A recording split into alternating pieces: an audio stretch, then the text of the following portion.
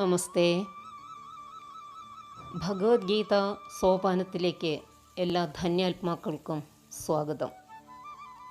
ഓം ശ്രീകൃഷ്ണ പരമാത്മനെ നമഃ.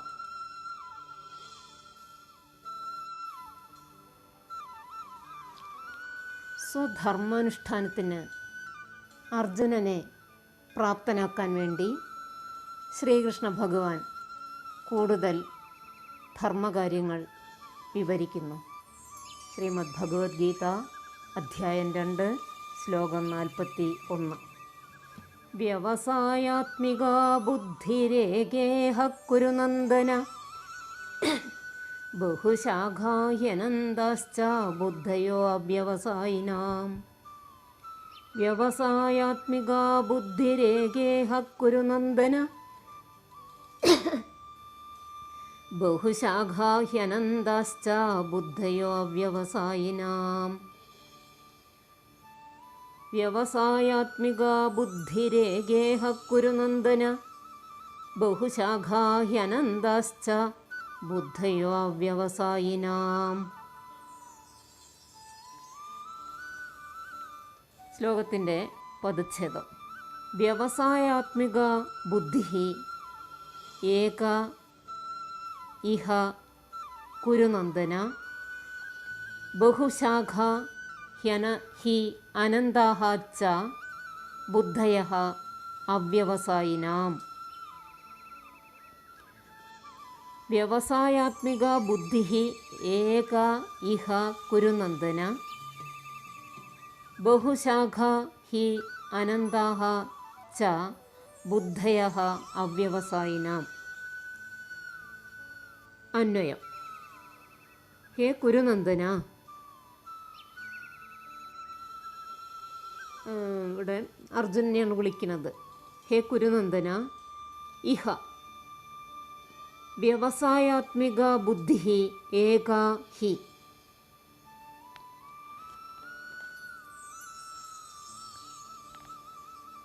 അവ്യവസായിനാം ബുദ്ധയഃ ബഹുശാഖാഃ അനന്താഃ ച. ഹേ കുരുനന്ദന, അല്ലയോ അർജുന, ഇഹ ഈ ലോകത്തിൽ വ്യവസായാത്മിക ഈശ്വരനിൽ ഉറച്ച ബുദ്ധി ഏകാഹി അത് ഒന്നു തന്നെയാകുന്നു. എന്നാൽ അവ്യവസായിന ഈശ്വരനിൽ ബുദ്ധി ഉറയ്ക്കാത്തവർക്ക് ബുദ്ധയഃ ബഹുശാഖാഃ അനന്താഃ ച ആ ബുദ്ധി പല ശാഖകളോട് കൂടിയതും അനന്തവും ആയിരിക്കും. സ്ഥിരോത്സാഹമുള്ള ബുദ്ധി നിശ്ചയദാർഢ്യം ഉള്ളവർക്കുള്ളതാണ്. ലക്ഷ്യവും ഒന്നു മാത്രം. അല്ലയോ കുരുനന്ദന, ദൃഢനിശ്ചയം ഇല്ലാത്തവരുടെ ബുദ്ധിയാകട്ടെ പല ശാഖകളോട് കൂടിയതും ആണ്. അല്ലയോ കുരുനന്ദന, കർമ്മയോഗ മാർഗത്തിൽ, കർമ്മയോഗം എന്ന് പറഞ്ഞാൽ ഈ പ്രപഞ്ചത്തിൽ കർത്തവ്യപാലനം എന്ന ദൃഢനിശ്ചയമാണ് കർമ്മയോഗം. കർമ്മയോഗ മാർഗത്തിൽ ദൃഢനിശ്ചയത്തോടു കൂടിയ ഒരേ ഒരു ബുദ്ധിയേ ഉള്ളൂ. എന്നാൽ ദൃഢനിശ്ചയം ഇല്ലാത്തവരുടെ ബുദ്ധിയാകട്ടെ അറ്റമില്ലാത്ത വിധം അനേകമാണ്. ഹേ പാർത്ഥ, സ്ഥിരചിത്തന് ഒരു ലക്ഷ്യമേ ഉണ്ടാവുകയുള്ളൂ. അസ്ഥിരബുദ്ധികളായവരുടെ ചിന്തയ്ക്ക് അനേകം ശാഖകൾ ഉണ്ടായിരിക്കും.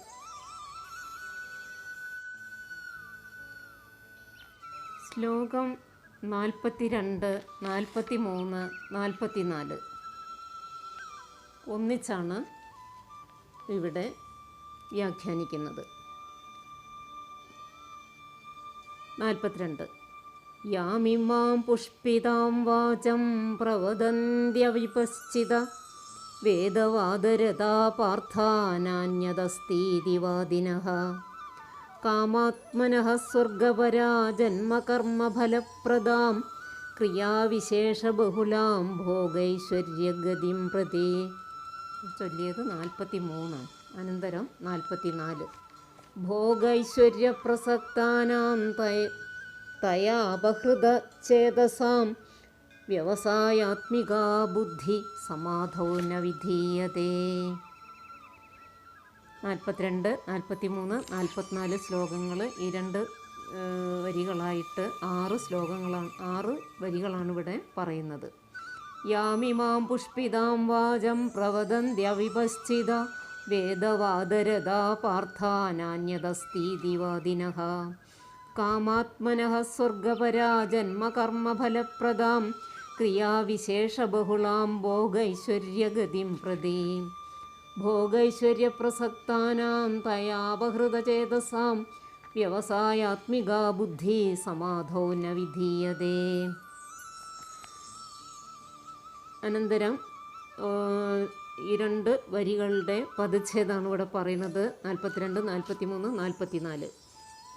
യാം ഇമാം പുഷ്പിതാം വാചം പ്രവദന്തി അവിപശ്ചിതഃ വേദവാദരഥാഃ പാർത്ഥ ന അന്യത് അസ്തി ഇതി വാദിനഃ കാമാത്മനഃ സ്വർഗപരാഃ ജന്മകർമ്മഫലപ്രദാം ക്രിയാവിശേഷബഹുളാം ഭോഗൈശ്വര്യഗതിം പ്രതി ഭോഗൈശ്വര്യപ്രസക്താനാം തയാ അപഹൃതചേതസാം വ്യവസായാത്മികാ ബുദ്ധി സമാധൗ ന വിധീയതേ.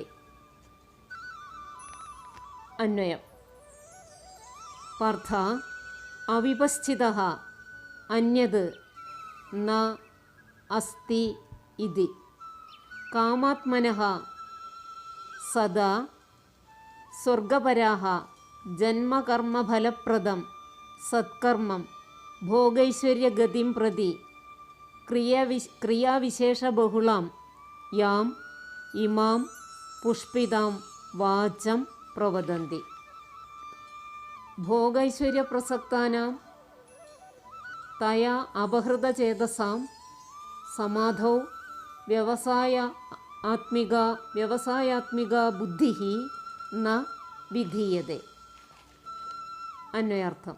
പാർത്ഥ അല്ലയോ പാർത്ഥ, അവിപശ്ചിതഃ മൂഢന്മാരും വേദവാദരഥാഃ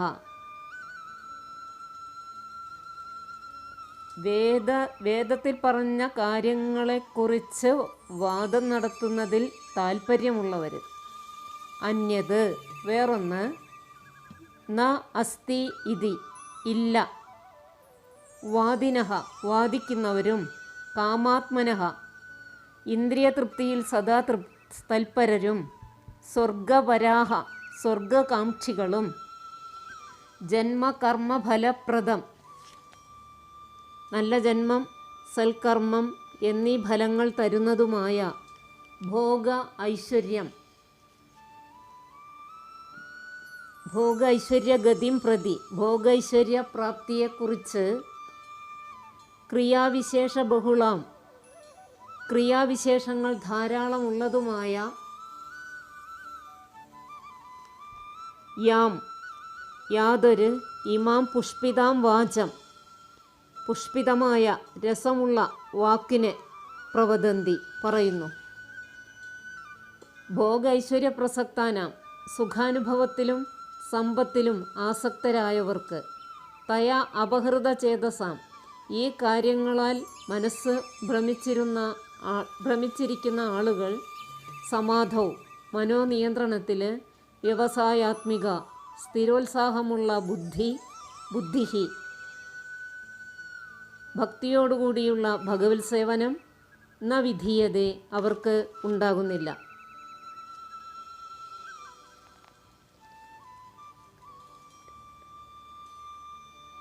ഹേ പാർത്ഥ, വേദങ്ങളിൽ പ്രിയമുള്ളവർ അനേകം വാക്കുകളിൽ പറയുന്നു,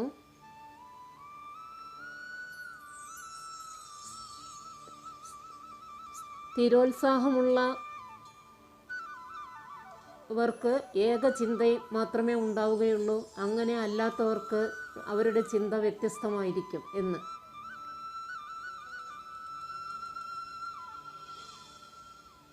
ഭോഗചിത്തരായ അവർ സുഖവും സ്ഥാനങ്ങളും പുതിയ ജന്മവും ലഭിക്കുന്നതിനുള്ള മാർഗങ്ങളെക്കുറിച്ച് ഭംഗിയുള്ള വാക്കുകളിൽ പറയുന്നു. അതാണ് ഈ പുഷ്പിതാം വാചാം എന്ന് പറയുന്നത്. രസമുള്ള വാക്കുകൾ പറയാം. ഭോഗ ഐശ്വര്യ പ്രസക്താനാം എന്ന് തുടങ്ങുന്ന വരികളുടെ അർത്ഥം ഭോഗത്തിനും സ്ഥാനത്തിനും കാക്ഷിക്കുന്ന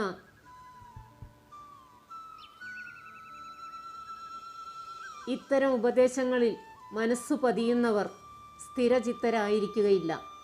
അവർ ധ്യാനത്തിനും സമാധിക്കും യോഗ്യർ അല്ല. അല്ലയോ പാർത്ഥ, ഇപ്രകാരം ക്രിയകൾ ചെയ്താൽ മാത്രം മതി, എല്ലാം ശരിയായിക്കൊള്ളുമെന്നും ഇത് മാത്രമാണ് ശരി എന്നുള്ള ആ പുഷ്പിതമായ വാക്കുകൾ പറയുന്നവരും അവർ അങ്ങനെയുള്ള വാക്കുകൾ പറഞ്ഞ് വേദവിഷയത്തെക്കുറിച്ച്, വേദം പ്രാമാണിക ഗ്രന്ഥമാണ്, ആ വേദവിഷയത്തെക്കുറിച്ച് വാദവിവാദം നടത്തുന്നതിൽ രുചിയുള്ളവരുടെ വാക്ക് കേട്ടിട്ട് നടക്കുന്നവർക്ക് പ്രാമാണികമായ വേദഗ്രന്ഥത്തെ തെറ്റി അർത്ഥ വ്യത്യാസത്തോടു കൂടി മനസ്സിലാക്കി നടക്കുന്നവർക്ക് ഏകാഗ്രചിത്തം ഉണ്ടാവുകയില്ല.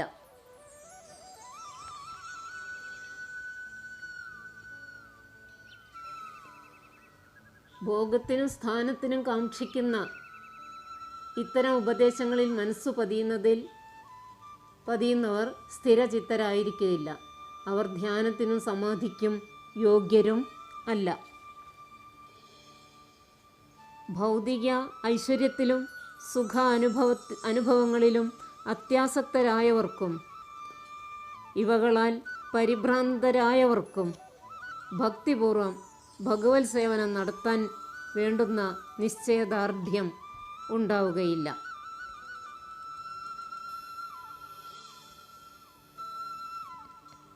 ശ്ലോകം 45. ത്രൈഗുണ്യവിഷയാ വേദാ നിസ്ത്രൈഗുണ്യോ ഭവാർജുന നിർദ്വന്ദ്വോ നിത്യസത്വസ്ഥോ നിർയോഗക്ഷേമാത്മവാൻ.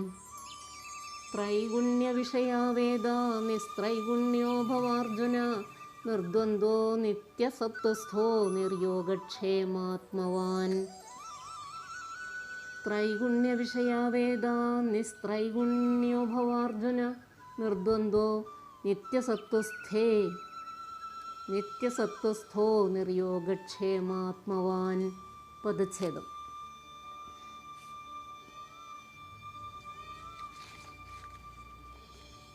ത്രൈഗുണ്യ വിഷയഃ വേദഃ നിസ്ത്രൈഗുണ്യഃ ഭവ അർജുന നിർദ്വന്ദ്വഃ നിത്യസത്വസ്ഥഃ നിർയോഗക്ഷേമഃ ആത്മവാൻ. അന്വയം. അർജുന, വേദാഃ ത്രൈഗുണ്യവിഷയാഃ ത്വം നിസ്ത്രൈഗുണ്യഃ ഭവ നിർദ്വന്ദ്വഃ നിത്യസത്വസ്ഥഃ നിർയോഗക്ഷേമഃ ആത്മവാൻ ഭവ. അന്വയം. അർജുന, വേദാഃ ത്രൈഗുണ്യവിഷയാഃ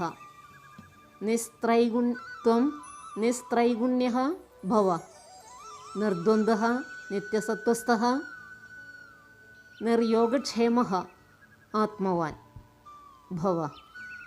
അർത്ഥം. അർജുന, വേദാഃ ത്രൈഗുണ്യവിഷയാഃ വേദങ്ങൾ 3 ഭൗതിക ഗുണങ്ങളെ സംബന്ധിക്കുന്നതാണ്. ത്രിഗുണങ്ങൾ: സത്വഗുണം, രജോ ഗുണം, തമോ ഗുണം. ത്വം, നീ നിസ്ത്രൈഗുണ്യഃ ത്രിഗുണങ്ങളിൽ നിന്ന് മുക്തനായി ഭവിക്കുക. നിർദ്വന്ദ്വഃ ദ്വന്ദ്വരഹിതനും, നിത്യസത്വസ്ഥഃ സദാശുദ്ധമായ ആധ്യാത്മികതയിൽ സ്ഥിതി ചെയ്യുന്നവനും, നിർയോഗക്ഷേമഃ ലാഭത്തിലോ യോഗക്ഷേമത്തിലോ ആശയില്ലാത്തവനും ആത്മവാൻ ഭവ. അങ്ങനെ ആത്മാവിൽ ഉറച്ചവൻ ആയിത്തീരുക. പ്രകൃതിയുടെ 3 ഗുണങ്ങളാണ് വേദങ്ങളുടെ മുഖ്യ വിഷയം. അർജുന, നീ അവയെ അതിക്രമിച്ച് ദ്വന്ദ്ങ്ങളിൽ നിന്നും ലാഭനഷ്ടങ്ങളെക്കുറിച്ചുള്ള ഉത്കണ്ഠകളിൽ നിന്നും തികച്ചും മുക്തനായി ആത്മാവിൽ മനസ്സുറപ്പിക്കുക. ഭൗതിക ശരീരമുള്ള കാലത്തോളം ത്രിഗുണാത്മകങ്ങളായ കർമ്മങ്ങളും അവയുടെ പ്രതികരണങ്ങളും തുടർന്നു പോകും. സുഖദുഃഖങ്ങളെയും ശീതോഷ്ണ സുഖങ്ങളെയും പോലുള്ള ദ്വന്ദ്ങ്ങളെ സഹിക്കാൻ പരിശീലിക്കുക. അങ്ങനെ ദ്വന്ദ്ങ്ങളെ സഹിക്കാൻ കഴിവ് നേടി ലാഭനഷ്ടങ്ങളെക്കുറിച്ചുള്ള ഉത്കണ്ഠയിൽ നിന്ന് മുക്തനാവുക. തികഞ്ഞ ഈശ്വര വിചാരത്തോടെ ജീവിക്കുക. അങ്ങനെ ഈശ്വരൻ്റെ കരുണയെ മാത്രം ആശ്രയിക്കുന്നവർക്ക് അതീന്ദ്രിയാവസ്ഥ ലഭ്യമാകുന്നു.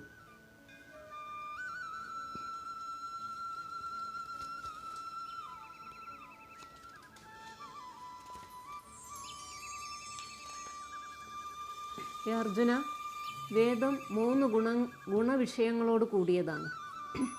എന്നാൽ 3 ഗുണങ്ങൾക്കും ഉപരിയായി ദ്വന്ദ്ങ്ങളിൽ നിന്ന് മുക്തനായി നിത്യസത്വസ്ഥനായി തീർന്നാലും സ്വന്തം യോഗക്ഷേമമെന്ന ചിന്ത വെച്ചിരിക്കാതെ ആത്മാനന്ദമുള്ളവനായി തീരുക. വേദങ്ങളിൽ നിന്ന് 3 ഗുണങ്ങളുടെയും സ്വരൂപത്തെക്കുറിച്ച് മനസ്സിലാക്കിയിട്ട് തള്ളേണ്ടതിനെ തള്ളുകയും സ്വീകരിക്കേണ്ടതിനെ സ്വീകരിക്കുകയും ചെയ്യുക എന്ന് അർത്ഥം.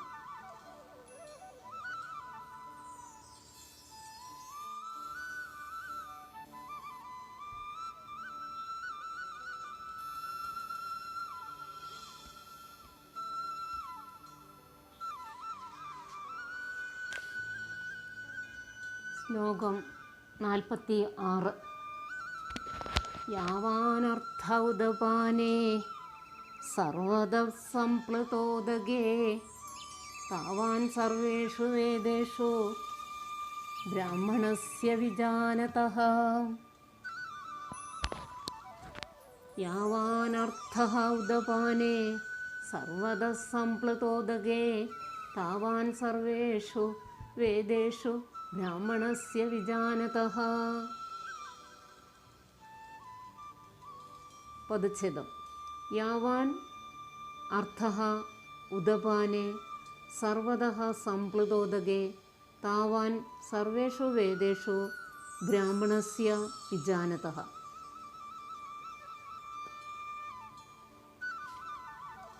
അന്വയം. സർവതഃ സംപ്ലുതോദകേ ഉദപാനേ യാവാൻ അർത്ഥഃ വിജാനതഃ ബ്രാഹ്മണസ്യ സർവേഷു വേദേഷു താവാൻ അർത്ഥഃ. സർവതഃ എല്ലായിടത്തും, സംപ്ലുതോദകെ വെള്ളം നിറഞ്ഞിരിക്കുന്ന, ഉദപാനെ കിണറുകൊണ്ട്, യാവാൻ അർത്ഥഃ എത്രമാത്രം പ്രയോജനമുണ്ടോ, വിജാനതഃ പ്രയോജനമുണ്ടോ, വിജാനതഃ ബ്രാഹ്മണസ്യ പരബ്രഹ്മത്തെ ജ്ഞാനിയായ പരബ്രഹ്മത്തെ അറിയുന്നവന് സർവേഷു വേദേഷു താവാൻ അർത്ഥഃ എല്ലാ വേദങ്ങളിലും അത്രമാത്രം പ്രയോജനം ഉണ്ട്. ആത്മജ്ഞാനിയായ ബ്രഹ്മനിഷ്ഠന് വേദങ്ങൾ വെള്ളം നിറഞ്ഞു നിൽക്കുന്ന കിണർ എത്രമാത്രം പ്രയോജനപ്പെടുമോ അത്രത്തോളം പ്രയോജനം ഉണ്ട്.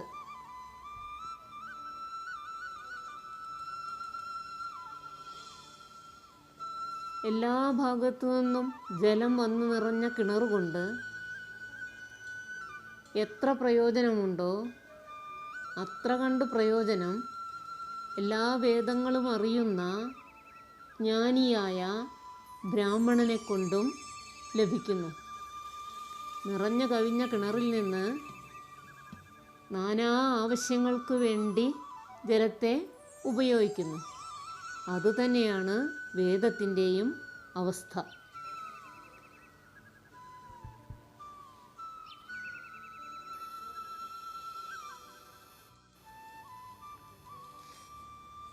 ശ്ലോകം 47. കർമ്മണ്യേവാധികാരസ്തേ മാ ഫലേഷു കദാചന മാ കർമ്മഫലഹേതുർഭോ മാ തേ സംഗോസ്ത്വകർമ്മണി. കർമ്മണ്യേവാധികാരസ്തേ മാ ഫലേഷു കദാചന മാ കർമ്മഫലഹേതുർഭോ മാ തേ സംഗോസ്ത്വകർമ്മണി. പദച്ഛേദം. കർമ്മണി ഏവ അധികാരഃ തേ മാ ഫലേഷു കദാചന മാ കർമ്മഫലഹേതുഃ ഭൂഃ മാ തേ സംഗഃ അസ്തു അകർമ്മണി. അന്വയം. കർമ്മണി ഏവ തേ അധികാരഃ കദാചന ഫലേഷു മാ കദാചന ഫലേഷു ന.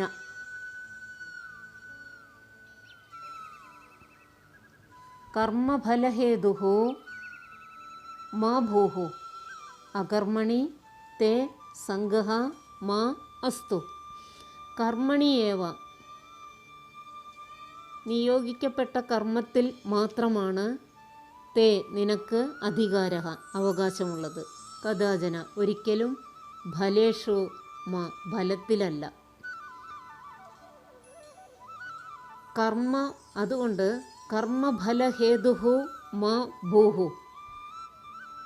ഫലം കിട്ടണമെന്നുള്ള അതിശയത്തോടെ ഫലം കിട്ടണമെന്നുള്ള ആശയോടെ കർമ്മം ചെയ്യുന്നവനായി മാ ഭൂഃ അങ്ങനെ ഭവിക്കരുത്. അകർമ്മണി നിയതകർമ്മങ്ങൾ ചെയ്യാത്തതിൽ തേ സംഗഃ മാ അസ്തു. നിയതകർമ്മങ്ങൾ ചെയ്യാത്തതിൽ ഒരിക്കലും നിനക്ക് സംഘം ഉണ്ടാകരുത്. നിയതകർമ്മം നിർവഹിക്കാനേ നിനക്ക് അധികാരമുള്ളൂ. കർമ്മഫലങ്ങളിൽ യാതൊരു അധികാരവുമില്ല. കർമ്മത്തിൽ നിന്നുളവാകുന്ന ഫലങ്ങളുടെ ഹേതു താനാണെന്ന് കരുതേണ്ട.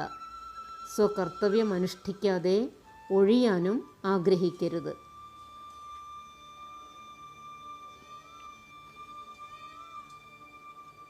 കർമ്മത്തിൽ തന്നെയാണ് തീർച്ചയായും നിന്റെ അധികാരം, ഒരിക്കലും ഫലത്തിലല്ല.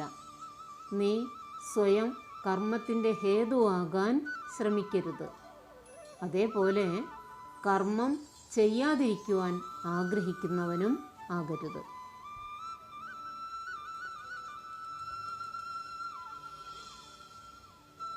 ശ്ലോകം 48.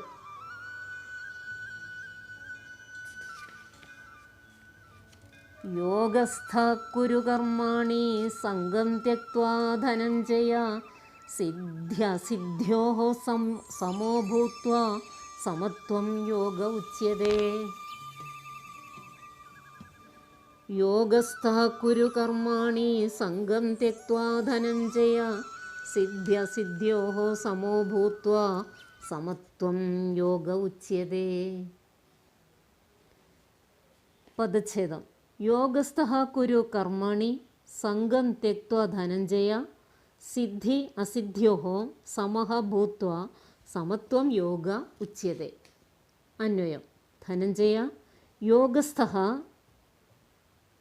സംഗം ത്യക്ത്വാ സിദ്ധി അസിദ്ധ്യോഃ സമഃ ഭൂത്വാ കർമാണി കുരു സമത്വം യോഗഃ ഉച്യതേ. അന്വയാർത്ഥം. ധനഞ്ജയ, അലയോ അർജുന, യോഗസ്ഥഃ യോഗസ്ഥനായിട്ട് സന്തുലിതമായ അവസ്ഥയിൽ സംഘം ത്യക്ത്വ ആസക്തി ഒഴിവാക്കിയിട്ട് ആസക്തി ത്യജിച്ചിട്ട് സിദ്ധി അസിദ്ധ്യോഹോ സിദ്ധിയിലും അസിദ്ധിയിലും ഫലത്തിലും ഫലമില്ലായ്മയിലും സമഭാവനയോടുകൂടി ഭൂത്വ ഭവിച്ചിട്ട് കർമാണി കുരു കർമ്മം ചെയ്യുക. സമത്വം യോഗ ഉച്യതേ. സമത്വത്തെയാണ് യോഗമെന്ന് പറയപ്പെടുന്നത്. അല്ലയോ അർജുന, ജയ അപജയങ്ങളോടുള്ള മമത വെടിഞ്ഞ് സമചിത്തതയോടെ നിന്റെ കർത്തവ്യം അനുഷ്ഠിക്കുക. ഈ സമചിത്തതയെയാണ് യോഗം എന്ന് പറയുന്നത്. ഹേ ധനഞ്ജയ, യോഗനിഷ്ഠനായി നീ കർമ്മങ്ങൾ അനുഷ്ഠിക്കൂ. ആസക്തി വിട്ട് സിദ്ധിയിൽ സംയമനത്തോടെയും അസിദ്ധിയിൽ നിരാശനാകാതെയും ഇരിക്കുക. സമ്പത്ത് കാലത്തും ആപത്ത് കാലത്തും മനസ്സംയമനത്തോടെ ഇരിക്കുക. ഇങ്ങനെ രണ്ടവസ്ഥകളിലും മനസ്സിന് സമമായി ഇരിക്കുന്നതാണ് യോഗം എന്ന് പറയുന്നത്. ഓം ശ്രീകൃഷ്ണ പരമാത്മനേ നമഃ.